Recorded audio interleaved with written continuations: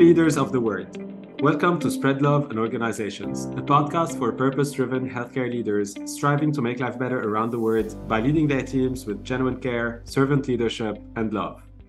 I'm Naji, your host, having the pleasure to be joined by Dr. Pravin Chaturvedi, a veteran drug developer, serial biotech entrepreneur, and seasoned CEO, CSO, board member of many life science ventures. Over his 30-plus years in the biotech and pharmaceutical industry, he has participated and led the drug development teams for multiple drugs across several therapeutic areas. Pravin has participated in the successful drug approval and commercialization of 7 drugs. He serves as the chairman of the Scientific Advisory Board and chief scientific officer for Napo Pharmaceuticals and Jaguar Health. He is also the co-founder and CEO of US Pharmaceuticals and Oceanics Pharmaceuticals. He is also the executive chairman of Selenix and chair of the board for Enlivity. He currently and previously served on several boards and different biotechs. Over his career, he has also been a part of multiple national and international strategic partnerships with large pharmaceutical companies as well as governments. Pravin also contributes significant time to teaching and serves as an adjunct faculty member at Georgetown Medical School. He holds a doctorate degree from West Virginia University and has an undergrad in pharmacy from University of Bombay. I could go on and on and on talking and introducing Pravin, but let's make sure we have time for a chat with him. Pravin, it's such a great pleasure to have you with me. Thank you, Naji. It's a pleasure for me to be here. Thank you. Can you first share with us your personal story and what is in between the line of your incredible journey bringing so much impact in healthcare? It's a very deep question, Naji, but thank you for asking. I think from early days, I've always been about not tolerating any oppression of human beings in any form. So illness, medicine was my way of doing it, but other ways of that is poverty and disenfranchisement and underserved communities. So over the early days of my life, I was fortunate enough, having been born in Bombay, I had seen both sides of the world because it's a very large city, where I could see that, a lot of people do not even have the opportunity to do what they could do because of the way the systems are set up. So I think in that regard, with my interest in medicine, I was fortunate to have great mentors through my life, and the first of them was back in the 80s, early 80s, and he was a physician pharmacologist, which was what the reason is that I have an interest in pharmacology, because he shaped my thinking about, he said something that I will never forget. Back then, I was probably in my high teens, and he said, life is really short when you're happy, and life is really long when you have suffering, so alleviate that. And so kind of, put me on a path to thinking about this in a way where I could make a difference. And it was not sort of, just giving money here and there for charity, but really making an impact in that regard. So through that journey, I met my second mentor in West Virginia, who was also a pharmacologist and brilliant man and a very, very authentic person who basically took me to the next level, where I had a philosophy that reason is the queen and mistress of all things, and which is normally Oriental people are considered to be fatalistic. And so Peter, my mentor, then thought that was quite Occidental of me, which basically was a challenge. So we had long discussions about it, and we started making differences there. So everything comes from reasoning. And so by reasoning logically, I would start from the patient first. And because what you get from the physicians is a perspective of what symptoms are presented. And so the physicians are first doing symptomatic management, but the patient's journey is far bigger than that. a lot longer. So I used to talk to the patients and I'd get completely different discussions, from what we were thinking in the ivory towers of academic institutions. And so that was very telling for me. So that helped me a lot. And then I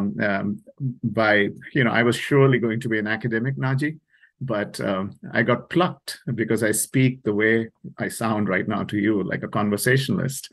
And so I was giving a talk somewhere, and some executive at large pharma saw me speak and decided that I was going to work for her.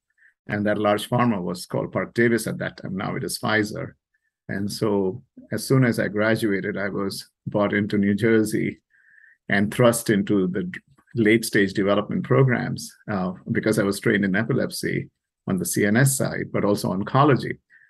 And so from there, I got this intoxication, almost addiction for making medicine, because it was very satisfying, Naji, to see a drug get approved by the FDA and to go to the pharmacy and see the shelf, the name over there.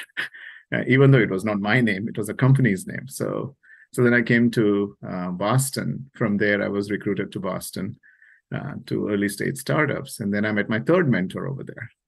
This third mentor of mine, John, he spent his entire career at Lilly, your place, along with Ray Fuller, pretty much the father of depression. These two gentlemen, John and Ray, had developed the Hamilton scale and everything. So he had developed Prozac and Zyprexa and all these drugs. John, also a pharmacologist, imagine that.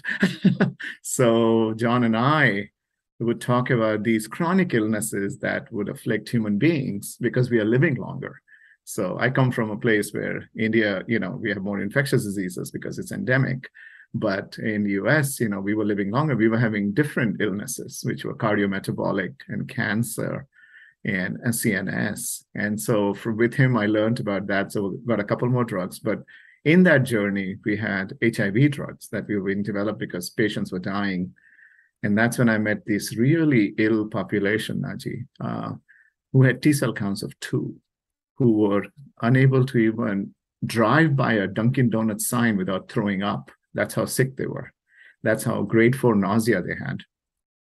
And so by talking to them and finding out their journey, we developed HIV drugs, and we changed the face of AIDS, obviously as a community, and so we, being a part of that 30 years ago, was another learning curve for me.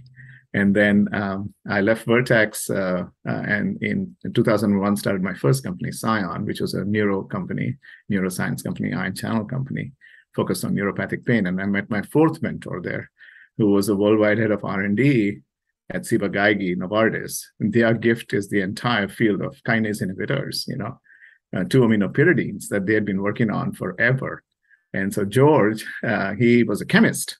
So the first non-pharmacologist mentor, but so many drugs in George's time. So he shaped me thinking about solving complex problems of diseases that we could not just apply, because the sum of the parts is not the whole.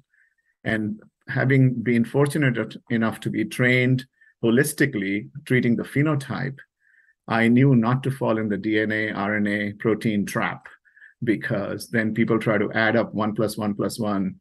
1 + 1 + 1 does not equal trillion cells, which is what constitutes a living organism, a living human being.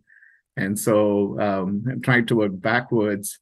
And George's gift was, how to analyze what was presented as symptoms and then try to work backwards and get drugs done. So that led me to starting many companies. And I can never come back now to working for anyone unless there is a real unmet need, a real patient, and a patient who's going to feel the benefit of what we do. So that's sort of a 7-minute long answer to your question. Hope that's okay.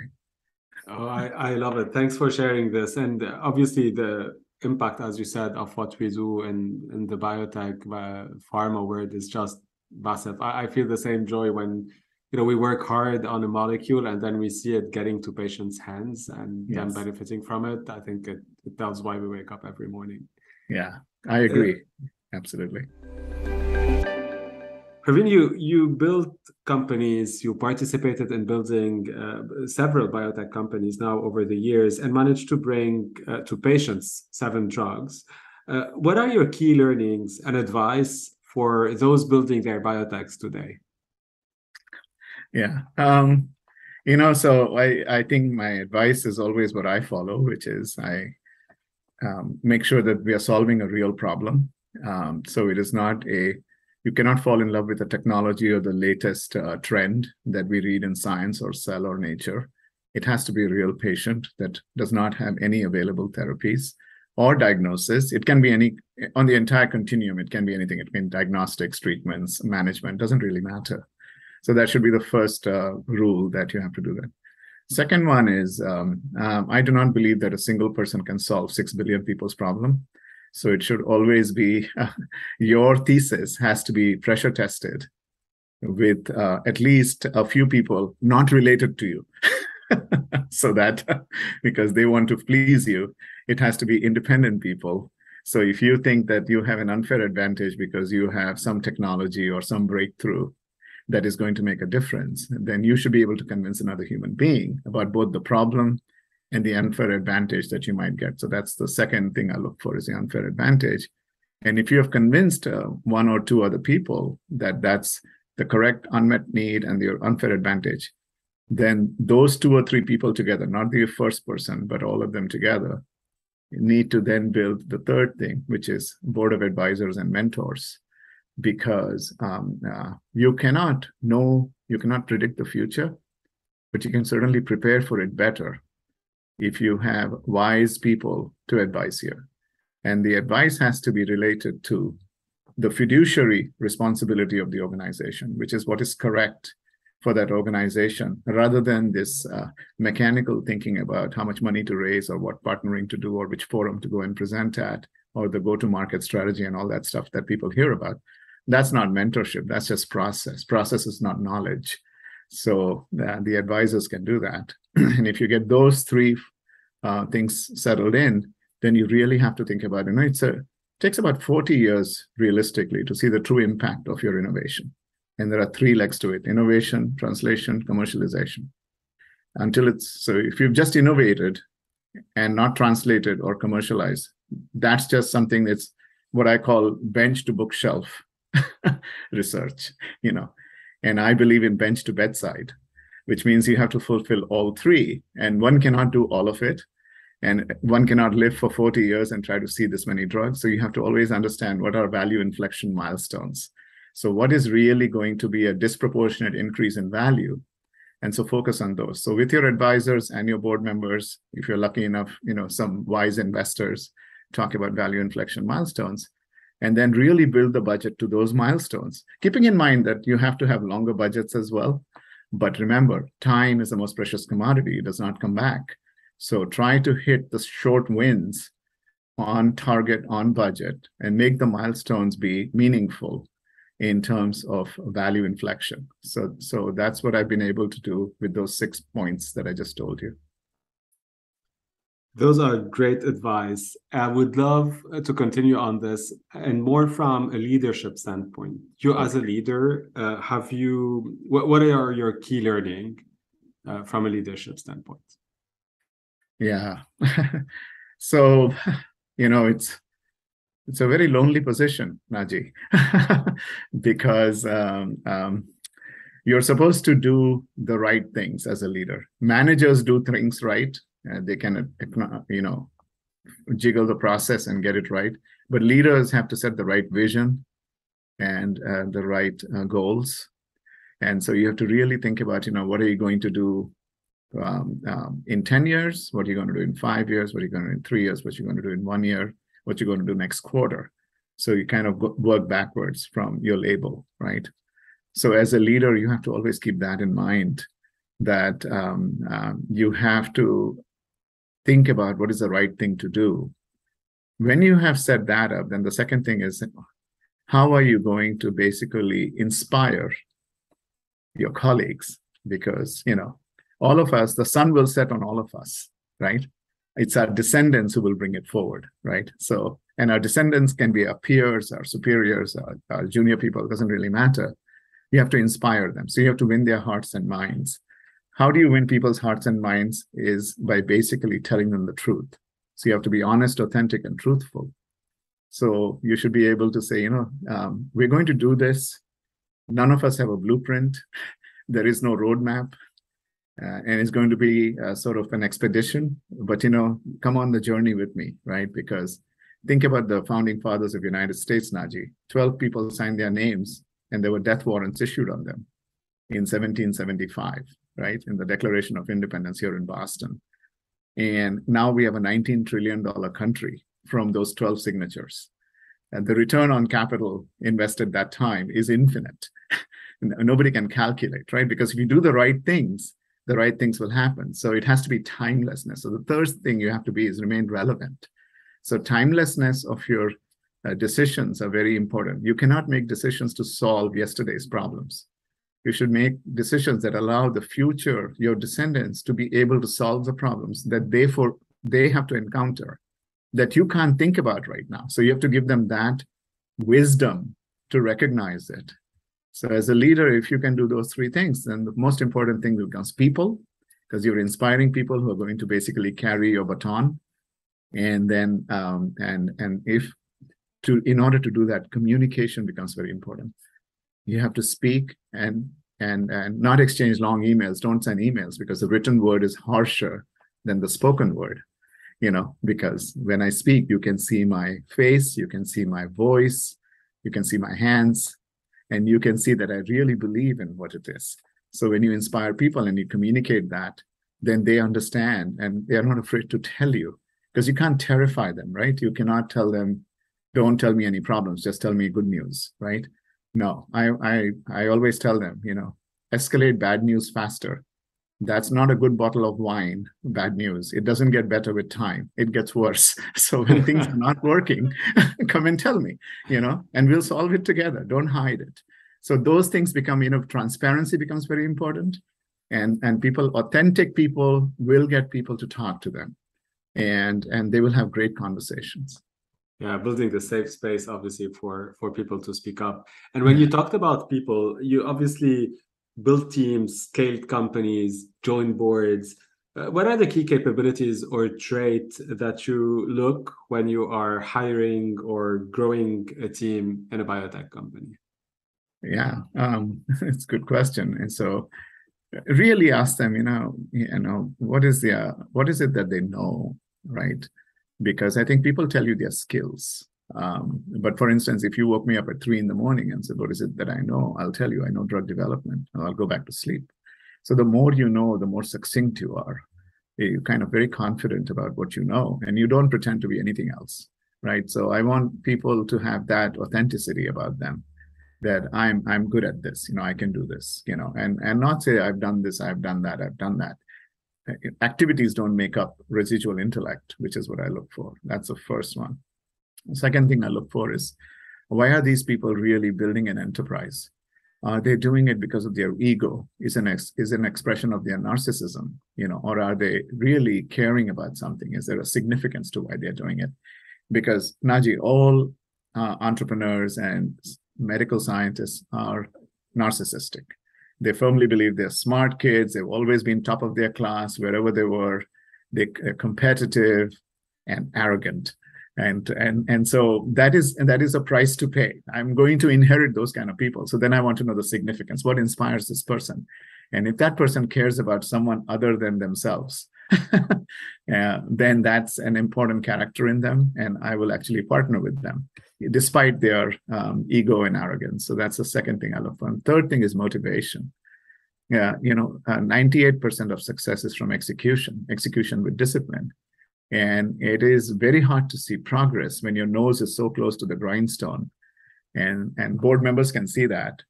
And this person has to wake up every morning and go do the same thing over and over, inspire the people, work the people, run and try to raise money, pay bills, make sure that the rent is paid on time, electricity is not lost. And that requires a daily grind. And that person has to be motivated and a self-starter. So I look for those three characteristics. Thanks for sharing. from your broad experience, and I know this question, you kind of mentioned it in the beginning, that you look for problems and how to solve them specific for patients, but I'm going to try it.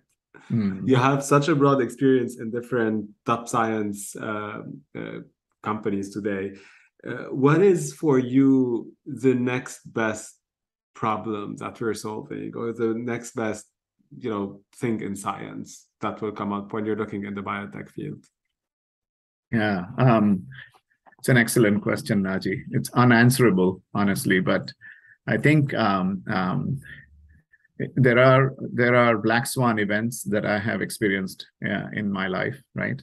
So obviously, HIV epidemic in the 90s was a black swan event, unforeseen, unexpected. I didn't know the first thing about virology, right? But I didn't need to know virology. I knew there were plenty of virological scientists. They were somewhere in the shadows. But with HIV and with retroviruses, it was completely antithetical. DNA to RNA is what everybody knows. RNA to DNA, nobody knows. And HIV is a retrovirus. So to think about it that way was antithetical for people. So it's a black swan event.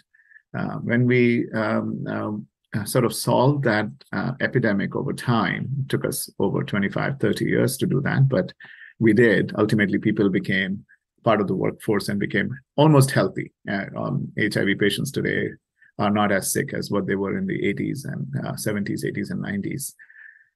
Then September 11th happened, and that was a black swan event because it changed the world.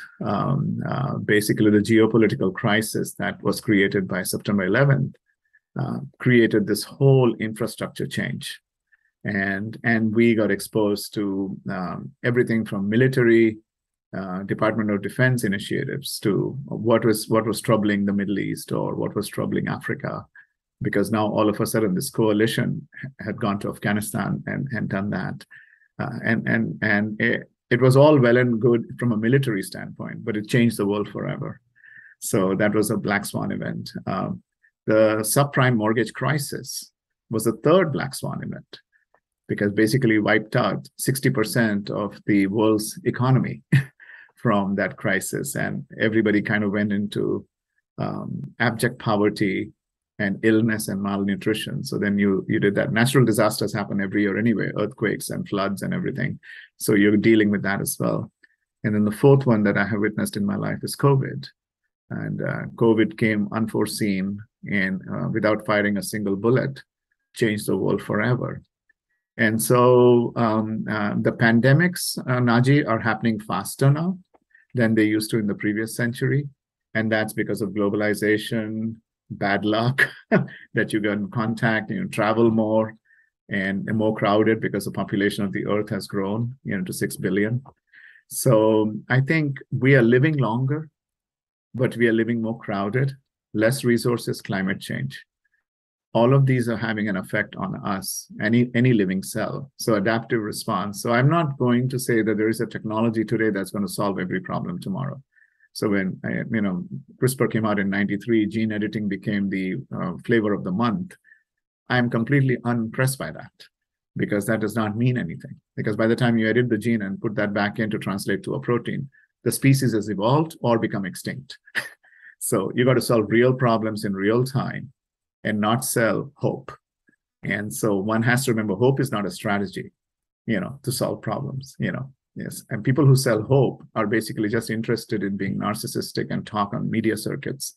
We have to solve real problems. So if there's a cholera outbreak in Haiti, we got to really contain that. Or if there's a viral crisis, Ebola crisis in West Africa, we got to solve that. So I don't, somehow problems emerge. I don't go looking for them, Naji. But when they emerge and they come in my eye line, and I feel like we should do something about it, then I will collect a group of people who know more about it, and try to listen to them and say, what can we do about it? And then try to influence everything. So policy's influence is very important. Science alone cannot solve the problem. Policy and the market conditions have to be solved. So then you have to bring all those people into the equation. So that's how I do it. Yeah, I'm with you. We, so many times we hear that we want to do things, but actually do not act and just fix the problem. So this getting things done, I'm feeling is one of the toughest things, unfortunately, in today's world. A lot of people want to do things, but actually those who really take a problem and fix it are few. I will go into giving you a word now, and I would love your reaction to it. Uh-huh. The first word is leadership. Mhm. Decisions. What about impact? Value. PowerPoint. Useless. I managed the bet for you to speak more than 3 minutes. Can you tell us more? Can you tell us more about your philosophy on PowerPoint? I think many will benefit from it. Well, I think PowerPoints are visual aids, right? So people use them as a way to create a monologue, because it's like watching television or watching these what are they called, binge watching all these shows on Netflix. You get transfixed to the stimulus to your eye and your brain, and you basically are no longer thinking. You suspend everything else. So what PowerPoints are meant to be is, I have a 10, 20, 30 rule for PowerPoint. So if you work with me, Naji, it's 10 slides, 20 minutes, and 30-point fonts. So not 6-point fonts with 9,900 words on a slide.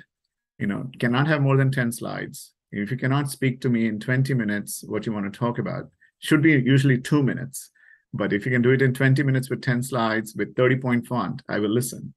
But as soon as somebody comes in and there are so many words on the PowerPoint slide, I stop reading, and I basically either leave the room and get a cup of coffee, or I just go outside. So that's my philosophy on PowerPoint. What about spread love in organizations? Well, I am fascinated by what the preamble that you gave. I think it's a very interesting way to present in our industry, which is a technical industry, correct? So the way you have decided to spread love, and you're making your point that we learn from each other, that human beings learn from each other, and we grow together, which is my philosophy about mentorship, right? That's why I'm so grateful to my mentors. I've been lucky to have that many, obviously my parents and my friends and new friends, such as you, Naji. They are all become my mentors because we learn from everyone, including our children. And so I feel like the way your thesis of spread love, I loved it. Thank you for including me. Oh, thank you. It's such an honor, Pravin, hearing you say this. And I know you're passionate about it. I remember the first time we met, you made sure that everyone connects humanly with others. And Yes. and this is, I think, you're genuinely caring about people just talking to one another for us to grow. Yeah. I think otherwise we would, cannot. We live in isolations, and we do not solve anything, because it becomes an echo chamber if you only hear yourself all the time and there is no dialogue in it. Because the purpose of a talk, and education for that matter, Naji, is to provoke a response. So when I give a talk, I expect two responses. I expect you to either hate what I say or love what I say. The people that I get upset by are the ones who are apathetic to it, who basically don't listen, have no reaction to it. That bothers me a lot, because that means that I did not influence them. I would provoke an anger in you. I would have influenced you, because my purpose may well have been to annoy you, in my talk. So I think that's the purpose of human interaction. We get better when we actually provoke a reaction. Any final words of wisdom, Pravin, to healthcare leaders around the world? They should always remember that they have to be mission oriented, and the mission has to be about patient impact. Unfortunately, our world has we have replaced the word impact with 7-letter word called impress, and they try to impress you with wealth and their balance sheets. And when you're a healthcare leader, take that position with great responsibility, because the patients rely on you to basically help them get better. And a healthy society is a productive society. And just if 10 people have wealth, but 90 people are sick, That's not a society that is going to be productive. So healthcare leadership take this responsibility very, very seriously. Otherwise, they should not be healthcare leaders. They should be investment bankers, or they can be in Wall Street, but they should not be running healthcare, biotech, leadership organizations. That is not their role. And biotech companies should always be led by scientists, medical physician scientists, biological scientists, because it is a scientific game. And that's the unfair advantage. You have to bring the unfair advantages of people. Intellectual property is not a patent, it's the people, So that's my advice to them. Thank you so much. It's such a crucial advice for us as healthcare leaders to make sure that it's patient, as you said, first, and being oriented to this mission and impact we bring to the world. It's such a noble and responsible purpose that we have. Thank you, Najee. Thank you so much, Pravin, for being with me today. It's been a pleasure. Likewise. Thank you for inviting me. Thank you all for listening to Spread Love in Organizations podcast. Subscribe and connect with us on SpreadLoveIO.com and on your favorite podcast app. Most importantly, spread love in your organizations and spread the word around you to inspire others and amplify this movement our world so desperately needs.